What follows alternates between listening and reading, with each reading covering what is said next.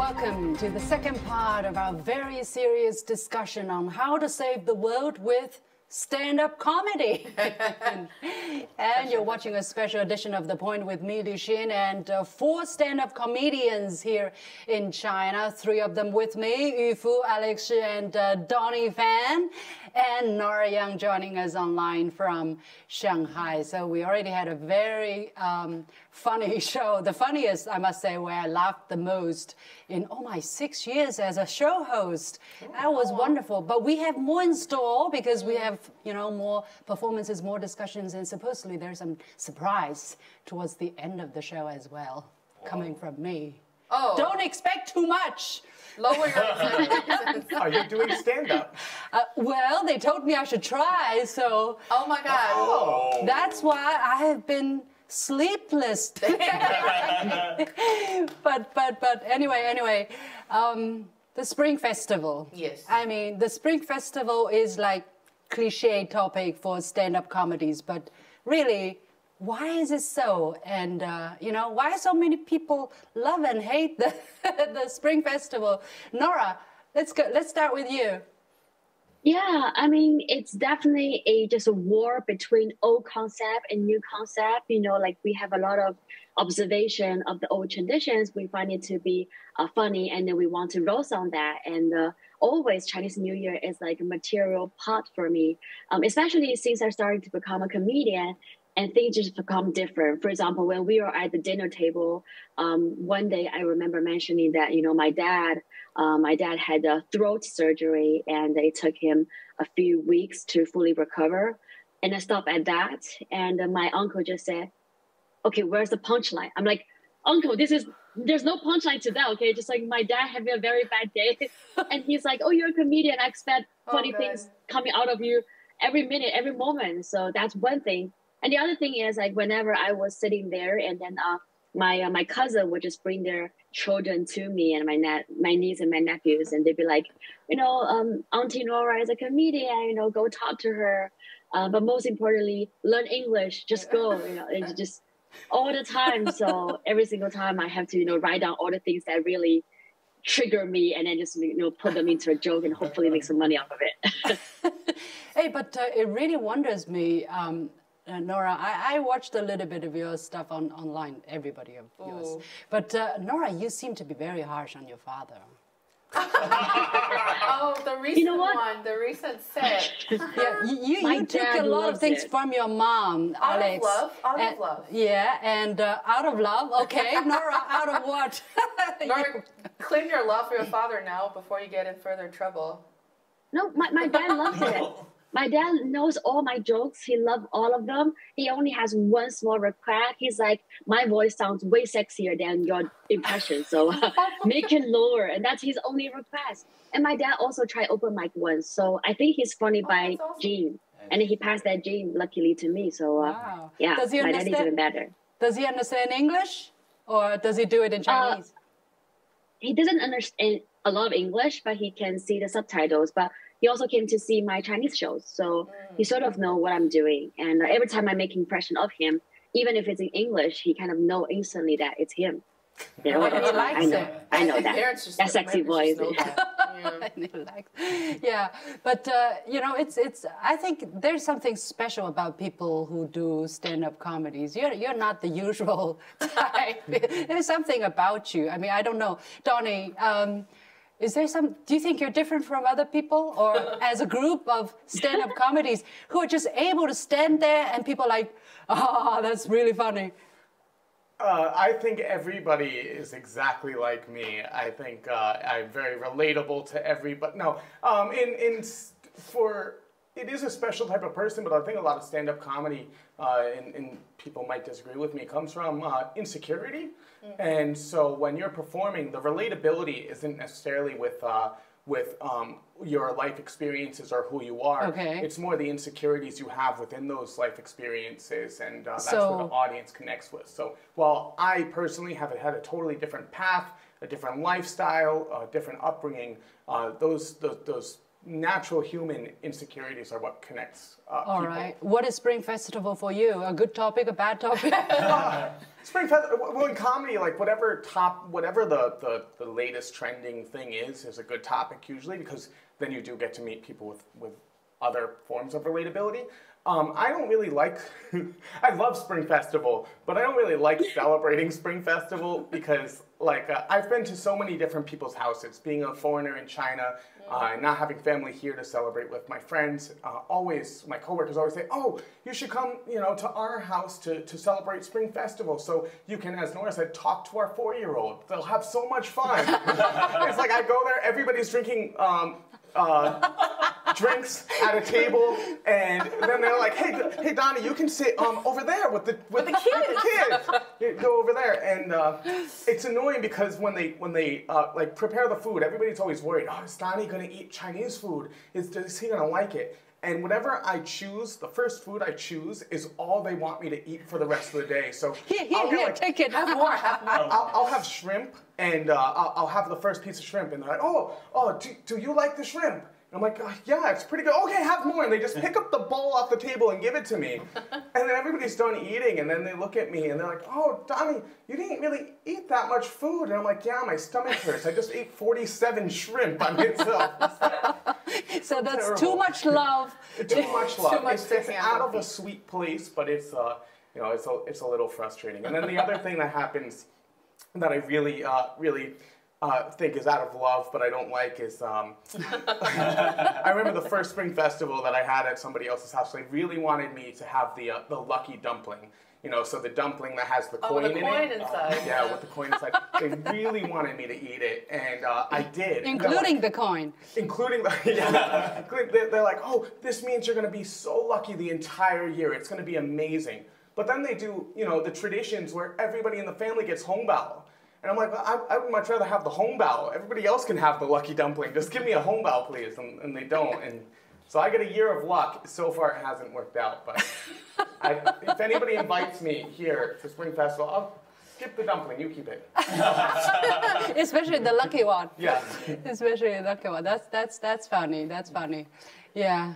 Yifu, Spring Festival? Well, Spring Festival for me is like a normal family dinner because I'm living in Shanghai. So during that time, I will come back to my home and we just talk and eat in the dinner. So I hardly write anything about Spring Festival. Why not? Because all my family members is a military.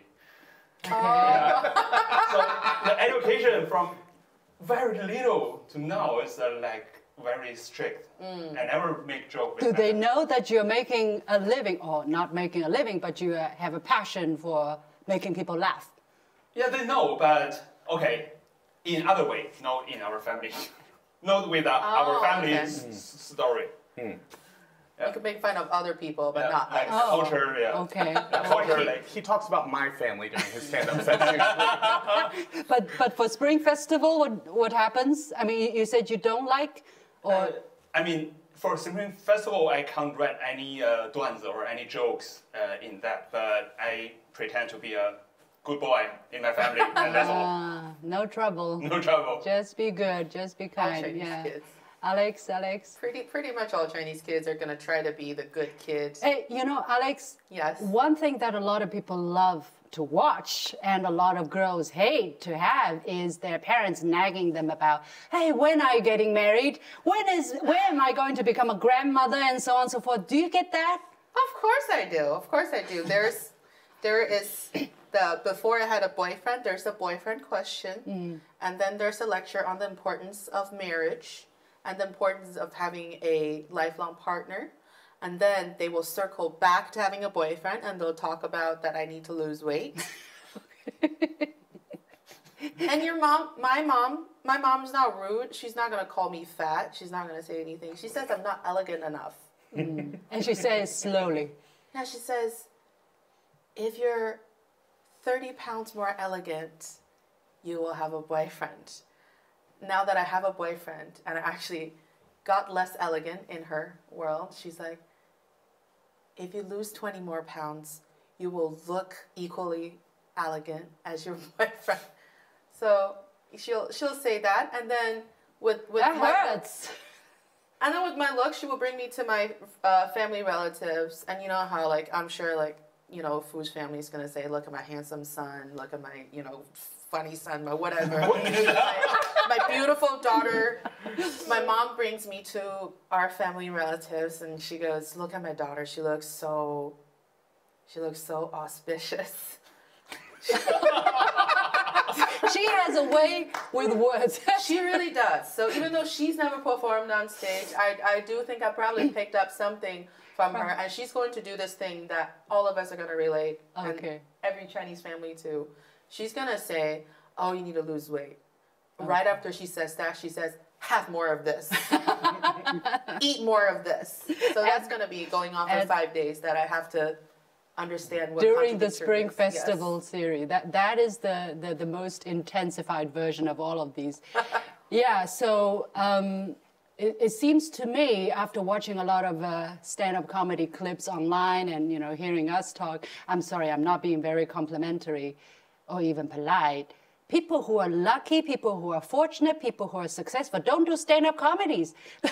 It's kind of true. It's kind of true. The ones who are doing stand-up, especially if you watch the ones in Chinese online, the worse you look, the more popular you get. I don't know. Is that a what? I'm here.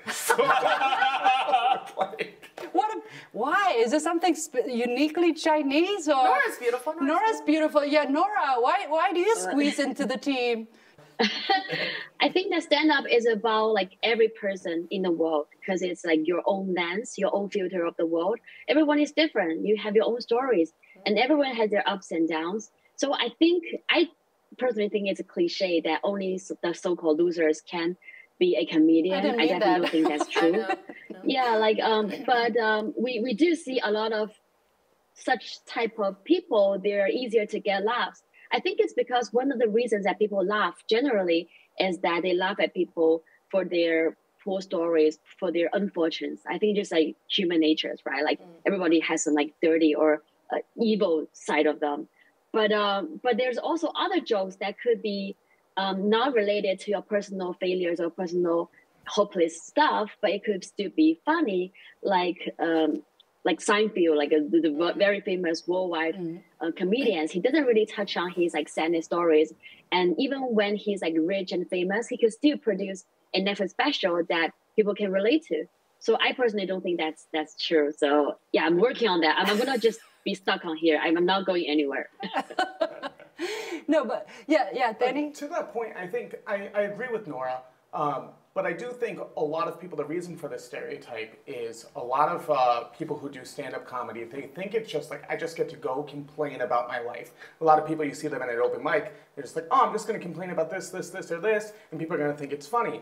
But we have a saying in stand-up comedy, which is punch up, not down. So you don't want to offend, like, if somebody's beneath you, like either intellectually or financially or in terms of like aesthetic, you don't want to make fun of people who are uglier than you or worse off than you. That won't reach a connection. Yeah. So a lot of times you have a very beautiful woman or a very handsome man get on stage and they're like, it's so hard for me to find a boyfriend or find a girlfriend, and the whole audience that's just single is just looking at them like, no, I would give anything to look like you, and it's not funny, in that respect. So if you are, anybody can do stand-up comedy, but it is all about like finding that connection with the audience and finding where you can relate to them. Yeah. So whose turn to perform now? I've lost track. Who hasn't performed? Nora. Nora. Oh yeah. Yeah. Okay. Well, I'm gonna share a few stories of mine because I think it's easier to be here.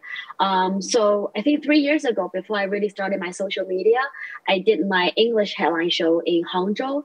And to my surprise, like very few people know me back then, but the show was sort of sold out. I had a full room. I was very flattered, and I saw a mom bring her daughter, who's probably only 14, 15 years old, and they were sitting just like on the second and third row. And they sat there through my whole set, and I was like, oh my God, this is amazing. I'm not even slightly close to so-called famous, but I get so much love. So I asked the mom at the end of the show, I was like, oh my God, ma'am, thank you so much for coming. Like, why did you bring your daughter to my show?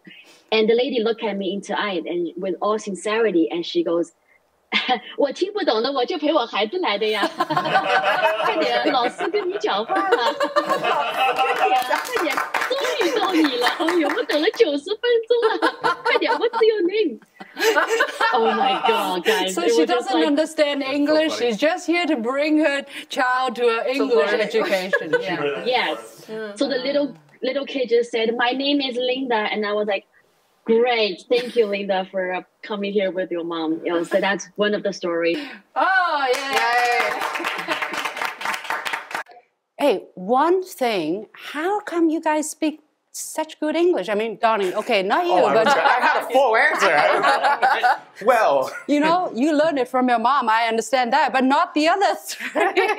How come you speak such great English? My English is not that great. Okay, that's your punchline. You said it so many times. Stop it, Alex. I don't know. I think it's from TV shows. TV show. You watched a lot I of. watched a lot of TV shows when I was in high school. The Point with Liu Xin. Yes. Thank you. Back for then. that. No, Yeah. she's not that old. A lot of TV shows, and I do think people ask me this question all the time. It gets a little just a little old, yeah. it gets a little annoying because I don't know how to answer it. So I dug up on some information online, and I found a theory that sort of works. If it's true for Nora and Fu as well, and for you as well, people who have better musicality, Okay. if they could sing pretty okay, then they tend to pick up the language faster and better because you Yeah, hear it's a the good point. subtlety Yeah, it's a in good the point. No, language. So you're Yeah. gonna sing for us? No. no time for that. Nora, your tip? Okay, I posted one of my English videos online and I got like very distinctly different comments. Comment number one would be like, "Oh, you speak great English. You went to study in US, but a shame of you, you didn't keep any of the Chinese accent with you. Like you lost all your genes. That's too bad." And then the next following comment be like, "Oh, your parents pay so much for you to go overseas and go study there, but you still have a Chinese accent. What's wrong with you? You're wasting your parents' money." So what So do I you think do? it's I'm just ignoring and then using them as a joke. That's what I do. I don't think my English is perfect, but I think it's usable and it's enough for me to tour that around in comedy. So, but I do, as Alex said, I do watch a lot of TV shows and also listen to a lot of English songs. Yes, And then I absolutely. realized, all the lyrics that we grew up with are very harmful for young kids. I know that from raising my children. There are songs you don't want them to learn when they're No, at but I just thought a it's young cool. age. too. Yeah, but it's great. It's great. I mean, I think maybe I give up my job as a talk show host on current affairs, and no, that's a joke. That's Give a up joke. talk show for talk show. You know? Give up a talk show Leaders for of the talk show. the station. That's a joke. Yeah, but I somehow I found watching stand-up comedies from so-called losers actually gives me a lot of positive energy because these people are so brave. They're so open about themselves. They're so honest and courageous that they don't look handsome. They're fine with it. They're able to laugh at it, and when people abuse them even online or whatsoever, they're able to joke at it. And I think that's a great positive energy, isn't Absolutely. it? I mean, Absolutely. and the audience love that. Yeah, if we're looking at it from a comedy techniques perspective, if we could, any type of comedy, whether it's movies or stand-up or anything, the audience is always looking for something what we call a God perspective. So people are always going to want to look at someone like in this view and look at the story this person is doing or making fun of themselves or out of themselves. That's how you get a laugh. It sounds a little cruel, but that's how comedy really works. Yeah. And so people who are, like we said earlier, so-called losers or people who have a different life experience, they're offering something that's unexpected. That's exactly why earlier you said, "Oh, I was hoping that you would go there, and then when we go somewhere else, the unexpected happens." And that's when it clicks in your mind, and that's when the audience feel like, oh, that's something I wasn't expecting. Yeah. That's where the kind of the amusement comes from. So And these also, people, yeah, they offer a different perspective on stage. absolutely, and very smart. You know, the puns that they come up Oh, with. thank you. Very, very smart in general. You're gonna be a great stand-up comedian. You Am already know I? how to roast people. Try it. Try it. Yeah. Yes, please. Okay. You know what? I was going to, give you a little bit surprise. So, should I give it a try? Yes. Yes. Oh my God. Oh my God! I tell you, I didn't have the time to prepare because I'm super busy these days. But I'm just going to give it a try and Let's see. let's See, that's see. a great stand-up pose That's already. a great stand-up pose. You don't need a high mic. Okay, everybody laugh. All right. Hey, everybody! I'm Liu Xin. That's what they all do. They go up there and they say, "Hey," and people laugh. you Yeah. know? All right. So I have a problem with high efficiency. People who are like me, who want to do at least 3 things at the same time, have a problem. And especially when you're compulsive about it, it's like you can't do 2 things at the same time. It has to be at least 3. And when you're in the kitchen, that's very dangerous. So I don't want to tell you how many times, and people haven't laughed. So It's the build-up. It's the build-up. it's a build-up. Oh my God, I don't know where it's going, but anyway, let's keep it going. So in my kitchen, I have at least 3 things. 1, an alarm clock to make sure that I don't forget something is on the stove. 2nd, a smoke detector when I forget something is on the stove. And the 3rd, you can guess? Fire extinguisher. You got it. So I changed.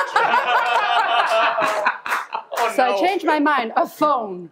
I always need to have a phone on my hand while the food is cooking. You're taking pictures, right? So that you Yes. can show off later. When the food gets burned, you get pictures. You can take pictures and show up to your friend too. And that, it's okay. Oh, it's great. Yes. It's great. It's great. It's great. But it's all true, huh? It's all true. So, but I have a passion. I have a passion for cooking too. Not that it means I'm a great cook. I just love cooking. And after a while, my family figured out the pattern of Xin's cooking.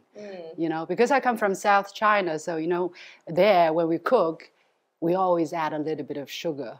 So Mom Xin's secret recipe is a little bit of sugar, a little bit of salt, a little bit of soy sauce, a little bit of vinegar, a little bit of mayo, and that's it. So everything pretty much comes up with The same taste.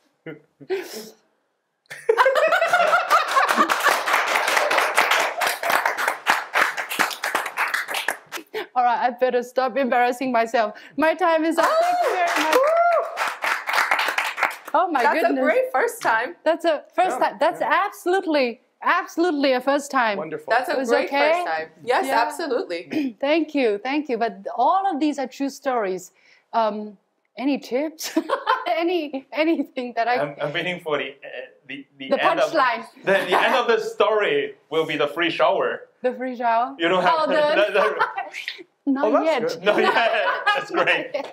Danny, have you performed yet? No, not yet. Not yet. I jumped your place. Oh no, it was great. You helped